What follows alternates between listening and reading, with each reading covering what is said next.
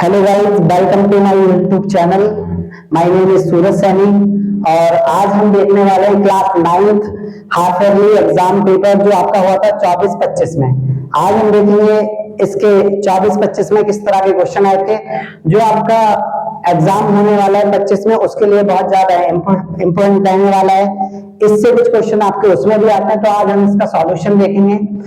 इसे हम दो पार्ट्स में बनाएंगे। पहले पार्ट्स में आज हम कुछ क्वेश्चन देखेंगे, सेकंड पार्ट हम इसका बाद में देखेंगे आपको। तो चलिए आज हम शुरू करते हैं और हमारे साथ जुड़ जाइए। सबको गुड मॉर्निंग, वेलकम, सब आके जुड़ जाइए हमारे साथ। और देखिए हम यहाँ पे पहले क्वेश्चन से शुरुआत करते हैं। पहला क्वेश्चन क्या है हमारा यहाँ पर? पहला क्वेश्चन हमारा ऑप्शनल वाला है। ऑप्शनल क्वेश्चन है पहले इसमें। पहले क्वेश्चन में बोला है हमसे कि निम्नलिखित में परिमेय संख्या है। पहला क्वेश्चन है, जैसा कि आप देख रहे हैं कि मेरे पास ये 9th का क्वेश्चन पेपर है। ये देखिए, आपके देख लीजिए आप यहाँ पे 9th का क्वेश्चन पेपर है। ये मैं आपको सॉल्व कराने वाला हूँ और इसके हम दो पार्ट्स बनाएंगे। ये 2024-25 का क्वेश्चन पेपर है, तो इसे हम सॉल्व करेंगे। जैसा कि पहला क्वेश्चन हमें दे रखा है, कह रहा है कि निम्नलिखित में से परिमेय संख्या कौन सी है? निम्नलिखित में परिमेय संख्या, परिमेय संख्या, परिमेय संख्या। तो हमसे पहले क्वेश्चन में पूछा है कि परिमेय संख्या क्या है, इनमें से कौन सी परिमेय। पहला ऑप्शन दे रखा है हमें रूट 25, दूसरा ऑप्शन दे रखा है रूट 5, तीसरा ऑप्शन दे रखा है पाई और चौथा ऑप्शन दे रखा है रूट 50। हमसे पूछा रेशनल नंबर यानी कि परिमेय संख्या। तो परिमेय संख्या वो होती है जिनके रूट पूरे पूरे फाइंड हो जाते हैं। तो हमारा जो पहला इसका जो आंसर होगा वो 25 सही होगा, रूट 25। क्योंकि जब रूट 25 को आप सॉल्व करोगे तो कितना आएगा? 5 आ जाएगा और 5 का एक परिमेय संख्या है, परिमेय संख्या है, परिमेय संख्या। तो इसका राइट आंसर हो जाएगा हमारे पास ए ऑप्शन, इसका राइट आंसर हो जाएगा, यानी कि 5 हमारा यहाँ पे राइट आंसर हो जाएगा फर्स्ट। दूसरे क्वेश्चन में क्या पूछा है हमसे, देखिए दूसरा क्वेश्चन हम देखते हैं यहां पर।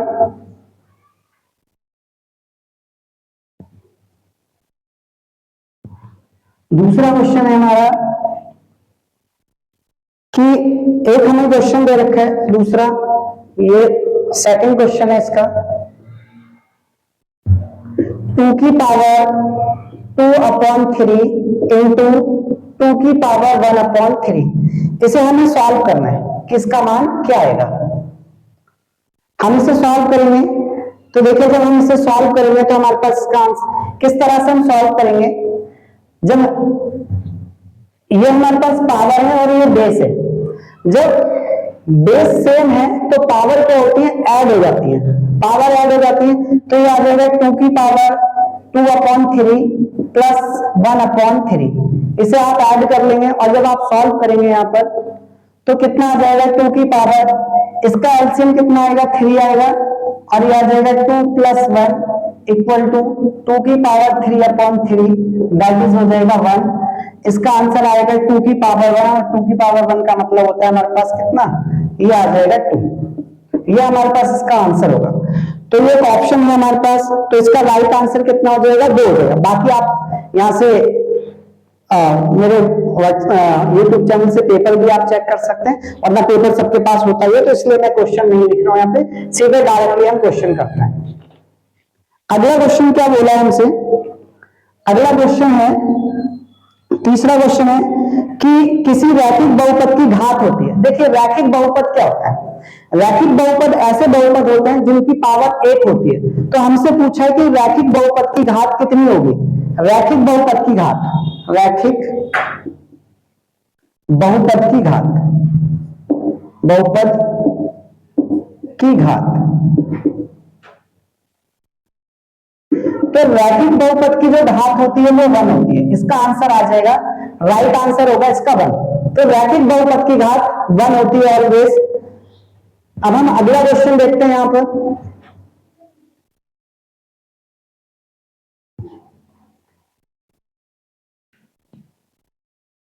अगला क्वेश्चन है, यदि किसी बिंदु का y निर्देशांक 0 हो तो वह बिंदु स्थित होगा।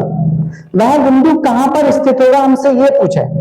अगर किसी भी बिंदु का y निर्देशांक 0 है, यानी कि चौथा क्वेश्चन है, चौथा क्वेश्चन है, अगर y निर्देशांक 0 है, अगर y बराबर 0 है तो वो x अक्ष पर स्थित होगा, तो इसका आंसर आ जाएगा x अक्ष। तो कहां पर स्थित होगा, x अक्ष पर, x अक्ष पर। तो इसका राइट आंसर हो जाएगा x अक्ष पर। तो इस क्वेश्चन का आंसर होगा हमारा x अक्ष होगा। अगला क्वेश्चन क्या कहता है हमसे, क्वेश्चन नंबर 5 देखेंगे हम। 5 में क्या कह रहा है हमसे, क्वेश्चन नंबर 5। क्वेश्चन नंबर 5 में हमें ये दे रखा है इस तरह से, 2√3 प्लस √3 बराबर क्या आएगा। यहां पर हमें दिया है कि 2√3 प्लस √3 बराबर क्या आएगा। आपको सिर्फ कुछ नहीं करना है, इसमें क्या करना है, आपको सॉल्व करना है, इसे आपको सॉल्व करना है। तो देखिए इसका आंसर क्या आएगा, बहुत ही सिंपल सा क्वेश्चन है। यहां पर होता है 1, 2 और 1 को ऐड करेंगे तो कितना आएगा 3, और ये आ जाएगा √3। तो राइट आंसर आ जाएगा हमारा 3√3। तो ये हमारा इसका आंसर हो जाएगा 3√3। ओके गाइस, समझ में आ रहा है सबको। चलिए अब हम अगला क्वेश्चन देखते हैं। अगला क्वेश्चन क्या है, जो भी हमारे चैनल को विजिट करते हैं कृपया लाइक और सब्सक्राइब कीजिए, लाइक कीजिए, कमेंट कीजिए। अगला क्वेश्चन है, क्वेश्चन नंबर 6 है, एक त्रिभुज के एंगल दे रखे हैं, यानी कि रेशियो ऑफ अ ट्रायंगल, एक ट्रायंगल के रेशियो दे रखे हैं, त्रिभुज के कोण दे रखे हैं,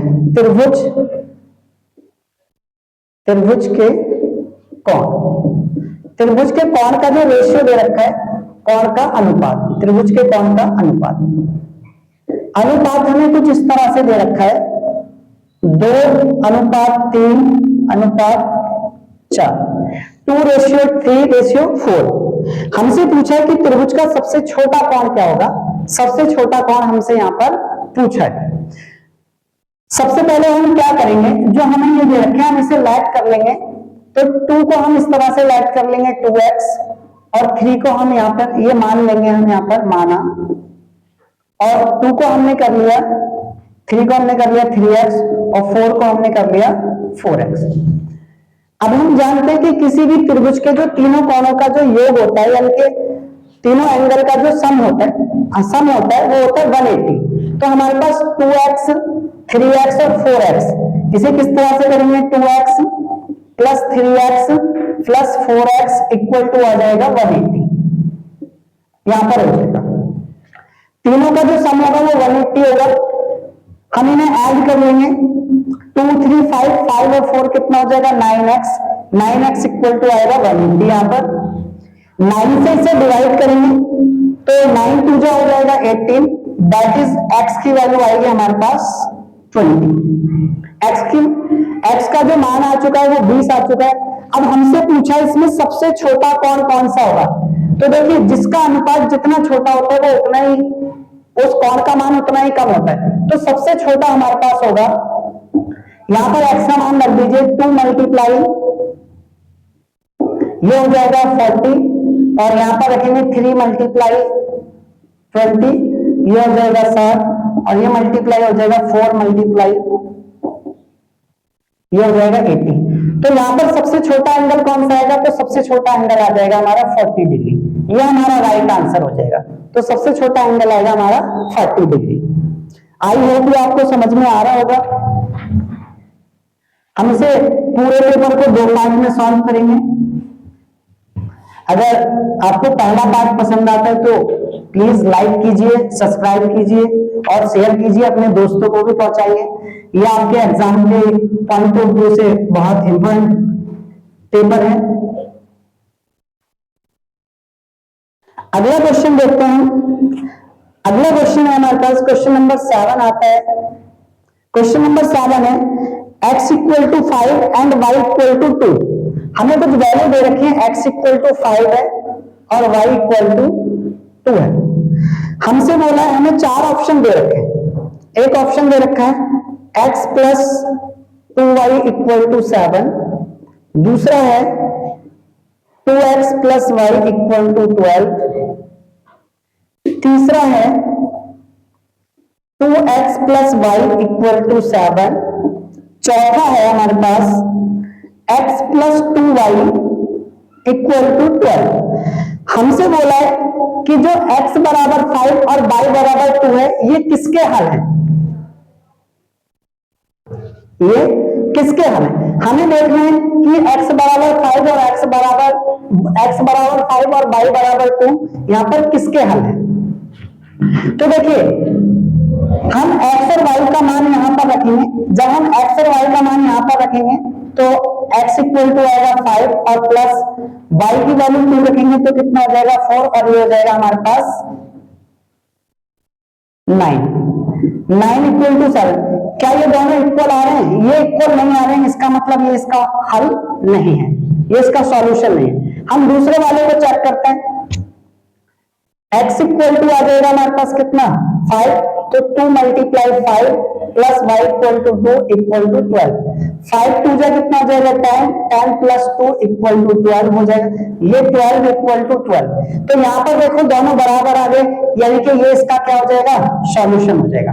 बाकी आप और भी करके देख लीजिए। चलिए एक और करके देखते हैं। यहाँ पर देखिए, यहाँ पर इसे भी सॉल्व करते हैं तो 2 मल्टीप्लाई आ जाएगा 5 प्लस 2 इक्वल टू 7, यह आ जाएगा 10 प्लस 2 इक्वल टू 7, यह आ जाएगा 12 इक्वल टू 7। तो देखिए, क्या ये इक्वल आ रहे हैं? ये इक्वल नहीं है, यानी कि ये भी इसका सॉल्यूशन नहीं होगा, तो ये भी नहीं होगा, ये भी नहीं होगा, ये भी नहीं होगा। तो राइट आंसर इज सेकंड इसका राइट आंसर हो जाएगा। ये हमारा क्या हो जाएगा? इसका राइट आंसर हो जाएगा। अगला क्वेश्चन है, जो लोग भी हमारी वीडियो को वॉच करते हैं कृपया लाइक करें, सब्सक्राइब करें और शेयर करें। ये 2025 के लिए आपका बहुत हेल्पफुल होगा। और अगर कोई हमारे साथ ऑनलाइन कोचिंग के लिए जुड़ना चाहता है तो हमसे संपर्क करें, मैसेज करें। और हमारे YouTube चैनल का नाम है स्टार्ट मैथ्स विद सूरज सैनी, के साथ संपर्क करें। यह हमारे YouTube चैनल का नाम है। हमारे YouTube चैनल का नाम है स्टार्ट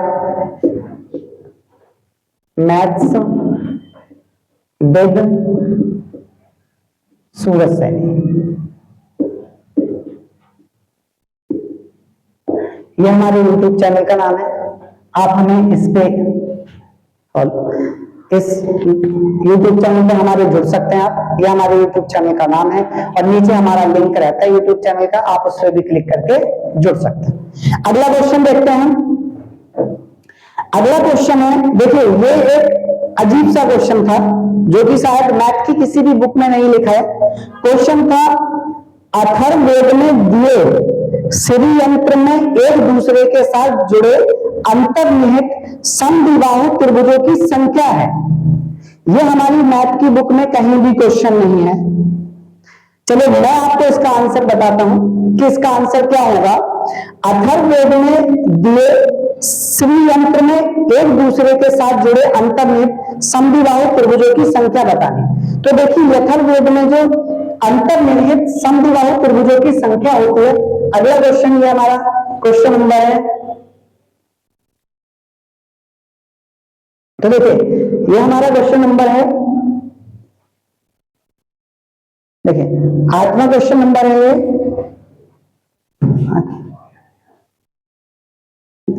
देखिए ये 8वां क्वेश्चन नंबर है हमारा। तो इसमें जो हमारा नंबर होगा, हमसे कह रहा है कि यथार्थवेद में श्री यंत्र में एक दूसरे के साथ जुड़े समद्विबाहु त्रिभुजों की संख्या कितनी होती है। तो इसका राइट आंसर हो जाएगा 9। इनकी संख्या कितनी होती है? 9 होती है। इसे आप एज इट इज याद कर सकते हैं, इसे आप एज इट इज याद कर सकते हैं। तो अथर्ववेद में जो श्री यंत्र में जो समद्विबाहु त्रिभुजों की संख्या होती है वो 9 होती है। इसमें आपको कुछ नहीं करना, बस आपको याद करना है क्वेश्चन। चलिए अब हम आगे फटाफट क्वेश्चन देखते हैं। अगला क्वेश्चन था हमारा, क्वेश्चन अब देखिए 9वां क्वेश्चन है हमारा। कह रहे कि हमसे 4:1/8 का दशमलव प्रसार बताना है। दशमलव प्रसार बताना है। इसका दशमलव प्रसार क्या होगा? तो देखिए, दशमलव प्रसार हमारे दो प्रकार का होता है, एक होता है शांत और एक होता है अशांत।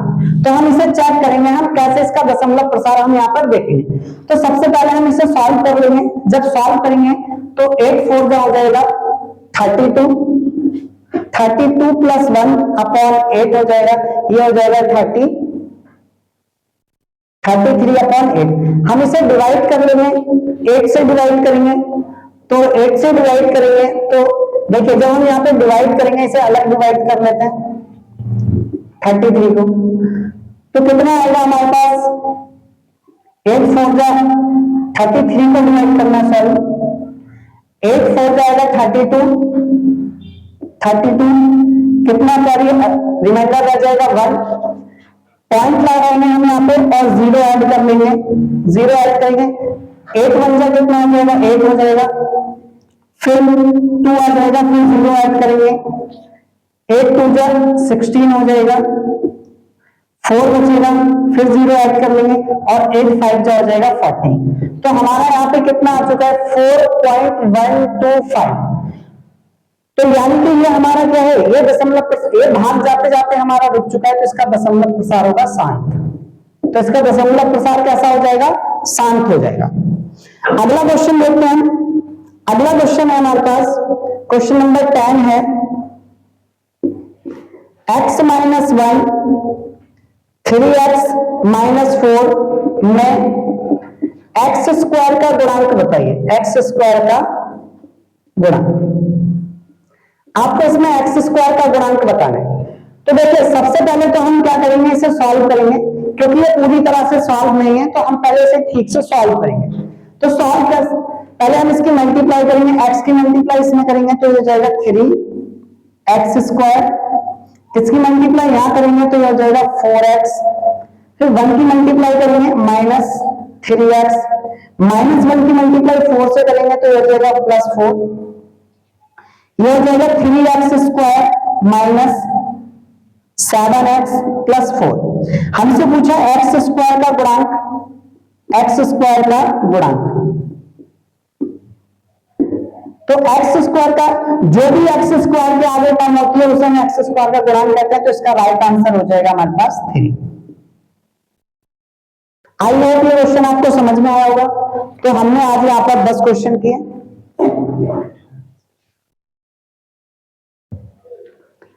आज हमने यहाँ पर 10 क्वेश्चन सॉल्व किए और ये हमारा फर्स्ट पार्ट रहेगा। बाकी हम अगले वीडियोज में क्वेश्चन सॉल्व करेंगे। अगर हमारे वीडियो को ज्यादा से ज्यादा लाइक कीजिए, सब्सक्राइब कीजिए और वॉच कीजिए, और हमारे चैनल को विजिट करने के लिए धन्यवाद। और आपका वेलकम है कि आप हमारे चैनल पे विजिट करते रहिए। Thank you guys.